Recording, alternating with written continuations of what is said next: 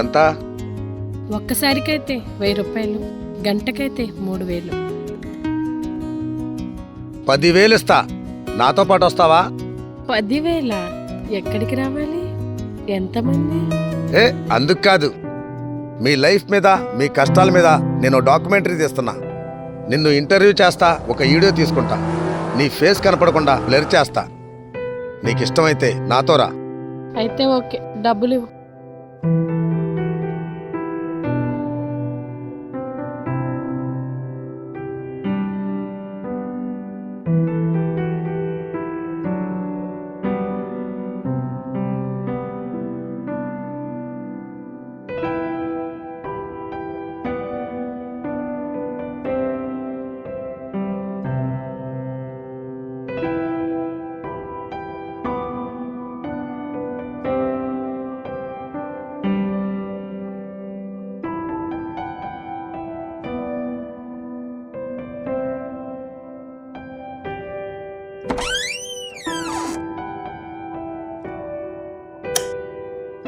అలా కూర్చో.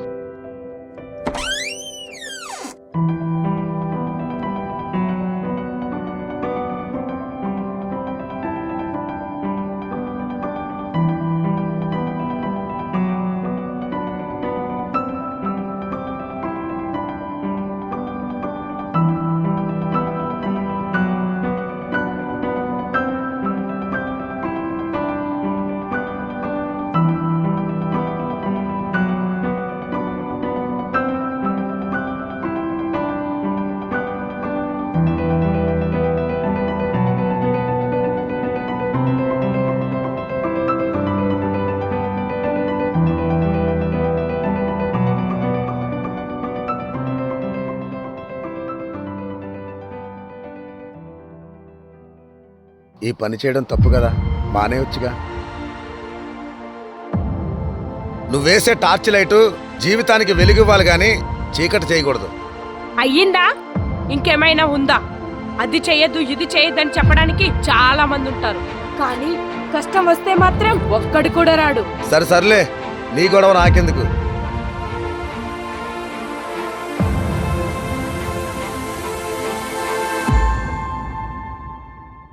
ఏమండి, ఏంటి?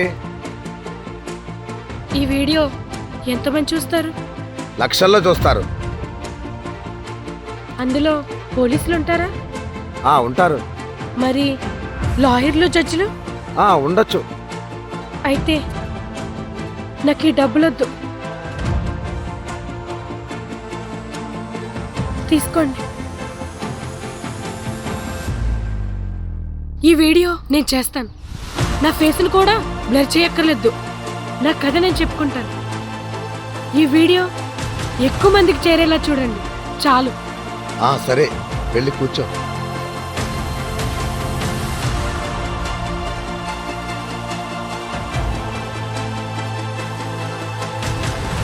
రెడీయా? Okay, start. అందరికీ నమస్కారం. ఇప్పుడు నేను చెప్పబోయేది నా కథే. కొన్ని సంవత్సరాల క్రితం నా భర్త ఒక అమ్మాయిని రేప్ చేసి చంపేశాడు. తరువాత నా భర్తని పోలీసులు ఎన్కౌంటర్ చేసి కుక్కని కాల్చినట్టు కాల్చేశారు. అయినా నేను బాధపడలేదు, ఎందుకంటే అలాంటి మృగానికి ఈ భూమి మీద బతికే అర్హత లేదు.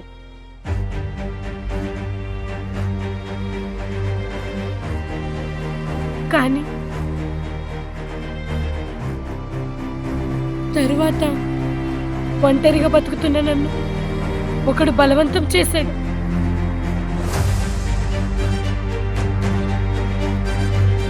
అయ్యా, నాకు అన్యాయం జరిగిందని స్టేషన్కి వెళ్తే నన్ను ఒక నేరస్తుని భార్యలాగే చూశారు. బాధింపబడిన ఆడపిల్లల నన్నెవ్వరూ చూడలేదు. నా భర్త వల్ల ఈ చట్టాలు, నా చుట్టాలు అందరూ నన్ను దూరం పెట్టేశారు. అందుకే అక్కడి నుంచి దూరంగా వచ్చేసి తప్పని తెలిసిన ఒక మార్గం ఎంచుకున్నాను. అదే వ్యభిచారం.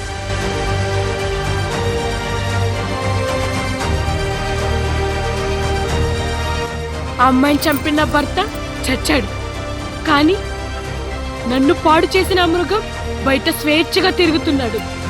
ఏ నేను ఆడపిల్లని కాదా? నాకు న్యాయం జరిగిందా? లేదే.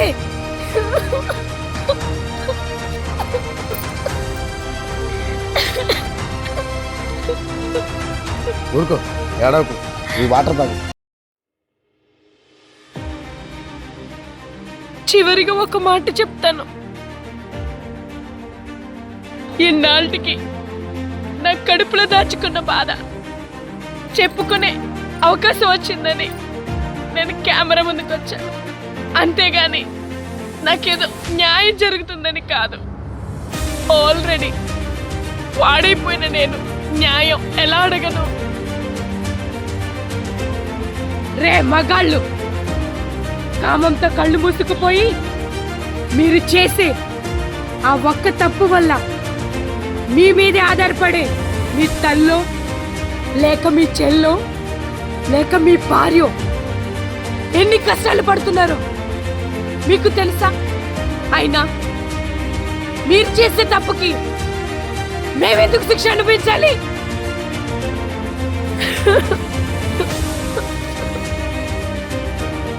నేను నమస్కారం పెట్టేది నీ ఒక్కదానికే కాదు, ఎన్ని జన్మలెత్తినా మీ ఆడవాళ్ళని అర్థం చేసుకోలేని మా మగజాతి తరపు నుంచి. పదమ్మా, నేను దింపొస్తాను. ఆడవాళ్ల పట్ల తప్పుడుగా ప్రవర్తించే ప్రతి ఒక్కళ్ళు మీకు ఓ కుటుంబం ఉంటుంది. మీరు లేకపోతే వాళ్ళ పరిస్థితి ఏంటని ఒక్కసారి ఆలోచించండి. ఆడవాళ్లను గౌరవించడం మన సాంప్రదాయం. ఈ ఒక్క విషయమే మిగతా దేశాల ముందు మన దేశాన్ని గొప్పగా నిలబెడుతుంది. కానీ ఇప్పుడు ఆ ప్రతిష్టకి భంగం కలిగించే పరిస్థితి వచ్చింది. స్వేచ్ఛగా స్వాతంత్రంగా జీవించే హక్కు రాజ్యాంగం మనకు కల్పించింది. అలాగే ఎదుటి వాళ్ళకు కూడా మన హక్కును మనం కాపాడుకుంటూ ఎదుటి వాళ్ళ హక్కుకి భంగం కలిగించకుండా ప్రతి ఒక్కళ్ళు ఉంటే ఎటువంటి అనార్థాలు జరగవు. జై హింద్.